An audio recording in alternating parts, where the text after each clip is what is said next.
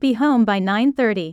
This always happens. You persuade your parents to let you go to a party, then they make you come home before most people even get there. If you try to argue, they'll say something like, "You're lucky we're letting you go out at all." In order to win this one, you have to get inside their heads and work out why they don't want you to go in the first place. Then come up with a sensible solution.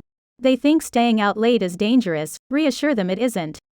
Tell them where the party is, who you're going with, and who's going to be there, because parents like to know stuff like that. Also, tell them you'll get a cab home. It's expensive but much safer than walking or getting the bus. This is exactly the sort of thing your parents want to hear. As long as you live under my roof, you'll live by my rules. This is a classic angry parent phrase, used whenever they're losing an argument. Make them realize they're laying down the law for no reason. Don't go mental, must stay cool and say, "If you're not going to be reasonable, I'm not going to argue with you." That way you sound sensible and mature, and your parents don't and are much less likely to continue screaming at you. The only problem is, sometimes they are being reasonable and say annoying things like, "If you don't do your homework, you'll get into trouble." Then you have to try and strike a deal, like, "Okay, if I get all my homework and chores done tonight, can I go to the cinema with my mates tomorrow?" You're not going out looking like that. Obviously, girls get this more than boys, but my mom hates it when I wear ridiculously baggy jeans. Whether it's midriff-bearing tops or enormous jeans, it comes down to the same thing. They worry about what people who don't know you will think.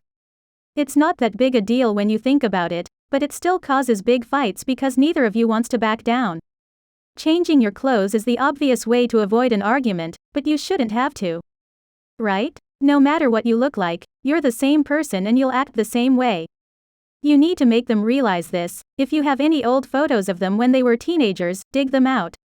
They're sure to be wearing just as unsuitable clothes as you, so they'll feel hypocritical not letting you wear them, and they'll know exactly what it feels like to be judged by their appearance. Why should we raise your allowance?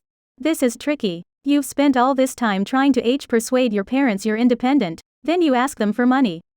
They'll probably say something like, "If you're so independent, why don't you get a job?" Or something equally annoying. You could try getting a job, but jobs are hard, boring, and leave you with less time for partying. And what's the point if you can just get money off your parents? What you need to do is persuade your parents getting a job is a bad idea.